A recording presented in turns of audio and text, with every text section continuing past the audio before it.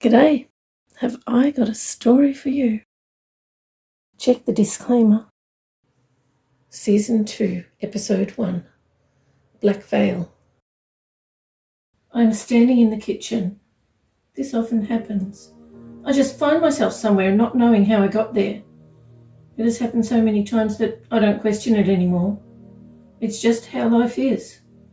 Well, my life anyway. I touch my forehead with my hand. Why did I do that? I feel odd. This feeling is not familiar to me. I am also tired, as though I've been standing up for a long time. Have I? I listen. No snoring from the chair in the lounge room. No footsteps anywhere. No rage feeling from anyone. Actually, I think I'm alone in this house. Well, that's good. No one waiting to hurt me. I look in the fridge. Is there anything I could have? I see the jug of milk. Maybe one sip would be okay. Maybe later. If I am left here by myself for many days, as has happened before, I might need to make that milk last. There's the man's sliced meat, vegetables, the usual food that I'm not allowed to touch. I go to the pantry and open the doors.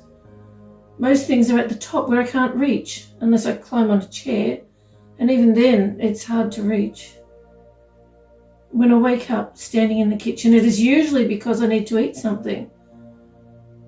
I walk towards the back door. I hope the tree at the back of the house has apricots, or there are some walnuts on the ground from the next door neighbour's tree. I notice how heavy my body feels as I walk. Maybe I'm just tired and need to lay down.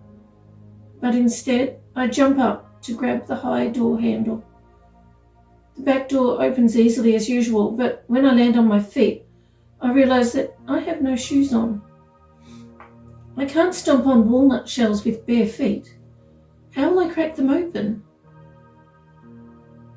Suddenly I'm standing around the back of the house at the base of the apricot tree. I don't question how I got here. It's just something that happens. I must have absent-mindedly put my shoes on and walked here. Absent-mindedly. That's a new word for me, and taken literally, I don't think that could happen. My legs hurt. I look down to see scratches on my legs. I am wearing shoes now. What is happening? At least I can eat an apricot or two. Oh, maybe not. There are none. I turn to walk back around to the area outside the back door, where the walnuts fall, but there are large prickles everywhere. No wonder my legs are scratched. Maybe I should check in the little container I half buried under the hose. 3 apricots and 2 walnuts. Should I eat them now or save them for another day? Now I'm standing next to the bed where I so often have to sleep. Did I eat anything? I don't know. I'm still hungry, but being hungry is normal for me. I don't remember walking here. I sit on the mat next to the bed and pull my shoes off. There is dried on my legs. Many lines of scratches. What have I been doing? How long did it take me? There is no point trying to do anything on days like this. I have had days like this before, although not quite the same. I have suddenly moved from place to place before, but what is this feeling in my forehead? I know how ridiculous this sounds, but it feels like my head, maybe my brain, or my... what exactly is that? I'm not sure, but whatever it is feels overused, as though it's worn out and needs to rest to recover. My body also feels wrong, as though I've been moving differently to usual. This makes no sense. Why would I move differently? Did something or someone, or lots of someones, take over and use my body? No way. Why would I even think that? That's unbelievable, isn't it? The most unbelievable things are often overlooked, with people refusing to believe them, and so cast them aside in favour of imagined, more believable scenarios. Adults do this almost like it's an automatic response, learned over years of pushing the truth aside. Children learn to do this from those adults who tell them that they just imagined it or dreamed it, or that it's impossible. Am I doing that right now? How do I know that my body was used by others? I just don't want to believe it. I would prefer to forget about it and think about something else. But I won't. Not this time. I think of that feeling of being pushed aside on the inside. No, that's impossible, isn't it? Well, nothing is impossible. What we believe to be the most impossible scenarios, they are often the truth. I've seen many people deny the truth. Most of them are from a very young age. I've seen this happening in many minds. Is it in their memories? The ones buried deep. I have seen them rejecting the truth to believe a lie, something that seems more plausible, something that fits into their idea of normal. Such a sad misuse of their imaginations. The most plausible scenarios are not always the truth. I get into the bed and lay here, taking notice of each area of my body, as I so often do. So many things feel wrong. My knees, my ankles, my back aches, as though I have held it in the wrong position. Maybe hunched over far too long. The main thing is my throat. It feels like I've been talking, or maybe yelling, for too long. If I tried to speak, could I? I try to say, but only a weird, scratchy sound emerges. At that moment, the pain hits me. My throat. What has happened to me? I lay silently, concentrating. I will remember. Did a new group take me? I know that new groups have been given access to me due to those many contracts that Sleepy Man signed on my behalf. He should have no say over me, but the first lot of contracts he signed gave him the rights of a parent, an adopted male parent, a father, a dad. He has convinced himself that I am his biological child because I look just like he did as a child. He does not remember now. All those memories pushed aside for something more plausible, a more comfortable scenario, something easier to believe. I get it. I understand. Sometimes I think that maybe it would be better to just believe things that make life seem better, more stable, a gentler, easier life. But those things, they are not the truth. The truth is that Sleepy Man is not my parent. The truth is that my baby, as I call him, is not my brother. The truth is that all those copy women were not my parents. The truth is that my biological mother... I don't want to think about that. I can see why people want to believe a lie. The truth is often just so sad. It would be so easy to believe that whatever woman is here on the surface is my mum. It would be so easy to believe that each time they swap her, they haven't, and that she is the same person. But I just won't do it.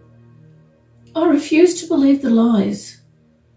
I refuse to believe that Sleepy Man is my biological father. He isn't. We look alike because he... Actually, that also seems unbelievable. Did I hear a noise? Is someone else here? No, not now. My body needs to recover. I scan, checking the whole house with my mind. My mind seems tired. There are 2 people here now. One of them is that woman they refer to as one of the breeders, and some of them they call the cows. She is sitting in a chair in the lounge room, about to feed the other person who is here. My baby. Is that my baby?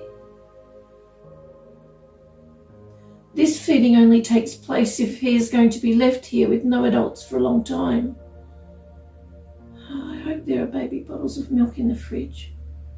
Actually, I know there aren't. I checked before. There's only the usual jug of milk, and that's not for my baby. I know how to make the milk for my baby. I watched the women. I know how to do the scoops of powder and boil the kettle. I know how to mix it and leave it to cool. I know how to test the temperature on my wrist. He also gets food now, but I'm not allowed to touch any food in the kitchen. I need to go down the hall to check if the blanket in the cot is pulled aside. He often gets left there in the cot, laying on top of the blanket, and he gets so cold. I feel my muscles ache as I walk down the hallway, careful not to step on any floorboards that I know would creak. I reach through the bars of the cot and pull the blanket until it comes untucked on the other side. I scrunch it all together along this side of the cot. I think of the feeder woman putting him in the cot. Even if she doesn't cover him with the blanket, I will be able to cover him to keep him warm. If he is left laying on top of it, it's impossible. He is so heavy. I walk quickly into the hallway and back towards the room where I so often have to be. But I walk too fast. My muscles feel so tired and sore. I fall, making a noise. Will the feeder woman come? No. She knows that a girl is here and assumes it was me, who made the noise. I go into the room where I so often have to be, close the door, and get in the bed where I so often have to sleep. Why do I have to be here so often? I don't like this room. I dislike being monitored, always watched, continuously evaluated by the people scrutinising my every move. I wish the hidden cameras, microphones, viewing panes, and that invisible thing that looks like shimmering water near the ceiling. I wish they were just not here. It would be nice to be left alone, even just for a minute or two. Every time I do anything that I don't want them to know, I have to make sure all the monitoring equipment only shows static, and they only hear static. Why am I remembering that square box with pictures again? I know it doesn't exist yet, so how could I possibly remember it? I need to think about something else. Am I disregarding what I know to be true like people do? Am I a person? I dislike this bed. So many awful things happen to me here. But this is my allocated place to sleep on the surface. This is the only place I am allowed to lay down. Now I need to rest and I need to concentrate. I want to remember. How did I get so sore? My muscles. It's like they've been moved wrong. My throat. It seems dry, like it's been scraped or something. It feels raw. Why can't I speak? I concentrate. I will remember. I was standing next to a woman. She was sitting at a round table. Her clothes were unusual, all black with a translucent black veil over her head. The woman told the people who were ushered in, 1 or 2 at a time, that she would speak through the child. I was that child, But that was a lie. She didn't speak through me. Those people who came in and put money in her jar, I had to say things about them, things that happened in their lives. I told them of their families, friends, enemies, things their children did, their parents, and something they thought that no one would ever find out. It was all easily found in their memories. They began to believe that the woman knew things about them, but she didn't. It was me. They had requests, things not usually spoken of much on the surface. The black-veiled woman didn't say a word to them after her initial greeting. She only spoke occasionally to scold me or redirect where I should concentrate. Even so, the people still believed that it was she and not me who knew all these things. When I tried to tell them that it was me, the black-veiled woman stopped me every time. Most of the people wanted to know future events, and some wanted to speak to people whose bodies had previously passed away. I think this is odd. Most people believe that those things can't happen. Those who don't believe, well, they behave as though those who do believe are delusional. Just because someone doesn't notice something or doesn't believe something doesn't make it any less real. I was flabbergasted when I realised that I was expected to know future events. Surely I can't do that. No one knows future events, do they? Suddenly I remember standing on a balcony. A man told me to... Oh dear. He took photos of me. I was taller than I am now. Was I older? Was that a future event? Was that really me? Maybe it was someone else, someone older who looked like me. Maybe it was a simulated fabrication. I remember another time, a woman who I had to call Auntie, although she was not my aunt. We were not related at all. I was telling her that I used to sell, something she gave me. A brooch. I was telling her that I used to sell them when I was 15. Only I wasn't 15 yet. Is this real? Or is this something that has been done to me? Did they alter my memories again? No, I'm sure that it is real. I can tell the difference. I can tell the difference. I look at the woman who entered. She seems so unhappy. I tell her that the money she had just paid for this, whatever this is, was all that she had left.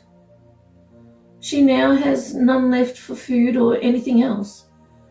She wants to know if this is it, if she will now starve and... How awful. I tell her of her life and the sequence of events that brought her to this point in time. I tell her that jumping off that bridge that she is thinking about doing won't help her. It won't remove the pain inside. It will cement it there.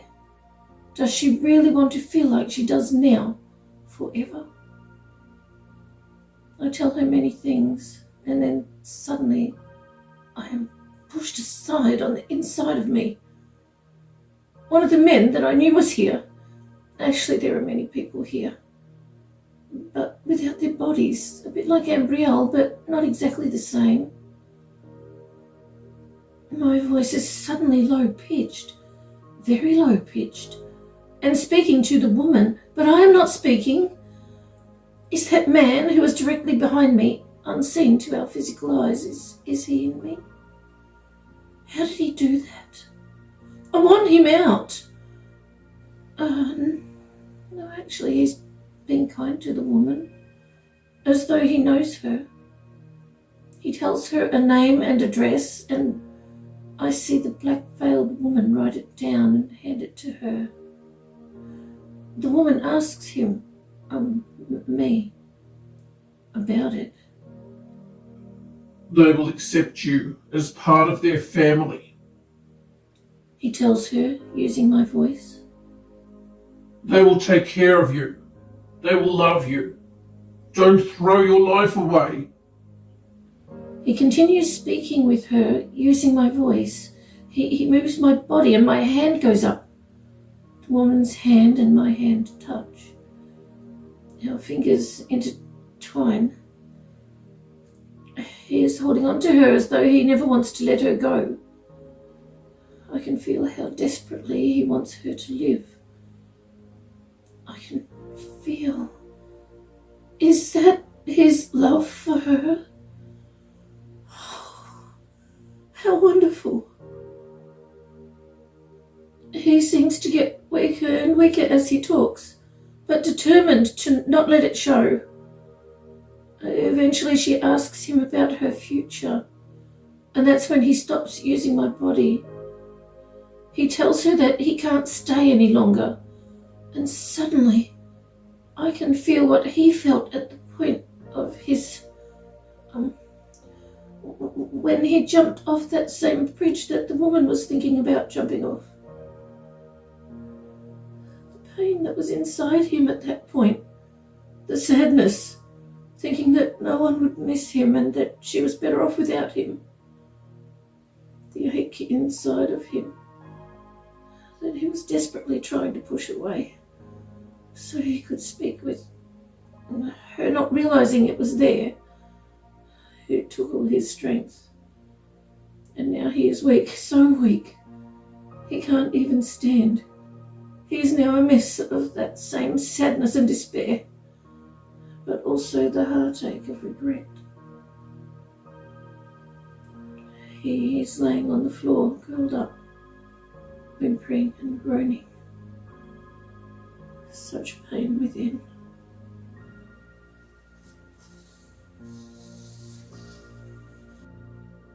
Amid all the despondency and heartache, I hear his weak whisper, "Tell her." Tell her? Tell her what? What did she ask? Oh, her future. How could I possibly know her future? My voice is talking again, but no one else is in me doing it. How do I know that? My voice sounds like me this time. Is this somehow another part of me talking? I listen to my voice speaking, and suddenly I know her future. How do I know? I see it in my mind, a huge house, 2-story on a huge property. I see this woman walking up to the front door and a man wearing a suit answering it. He looks her up and down, and I know he wants her to go away, but then she tells him her name. His demeanour immediately changes. He quickly invites her in and goes to tell someone. A group of people come from elsewhere in the house to the large entrance area where she is standing. The man who answered the door gets her a chair from the next room and she sits down. The people ask her many questions, getting more and more excited as she answers. Now I see her weeks later, looking so different. She is wearing clean clothes in one of the huge rooms in their mansion that is allocated as hers. And best of all, I can feel her relief, her gratitude. She seems content. She is smiling. I tell the woman sitting before me what I see as I see it. She is silent. She is wondering if any of this is true. She looks at the address, and I can see that she is thinking that even if it is true, she has no way to get there. There is a row of taxis outside, I let her know. The man in the 4th taxi, tell him that I said he will be paid for the ride by the people at the destination. Show him the address. He will take you there. I realise that the black-veiled woman is now not happy about this. As soon as the woman leaves, black-veiled woman harshly whispers to me, and I can tell that she is not pleased. She says that I am never to do that again. I only know what she means from her loud thoughts. She thinks that when nothing I said happens, she will be treated like a fraud. Well, she is a fraud. I explained to her that what I said, it will happen, but she doesn't believe me. She thinks that the woman should jump off that bridge. How awful. I tell her that she will personally benefit from this. A man will walk in and put a lot of money in her glass jar that is on the table and thank her for sending their family member to them. She looks at me incredulously. She still doesn't believe me. Well, she will see. I just realised that I told of future events. Is that possible? It must be because I know that what I said will happen. As the woman left, I knew that the taxi driver, the fourth one, he will be offered a chauffeur job by her family. He will be her personal chauffeur, and then, well, all good things. This good future, it will only happen if the woman shows the fourth taxi driver the address, and if he agrees. If not, a different future would begin. The woman is looking at the line of taxis outside. She is thinking that she will show the driver of the fourth taxi the note with the address scrawled on it, just in case. Then she will walk to the bridge. The taxi driver is thinking that this is the last time he will drive anyone anywhere. When he has taken the next person to their destination, well, he is also thinking of that same bridge. Oh dear.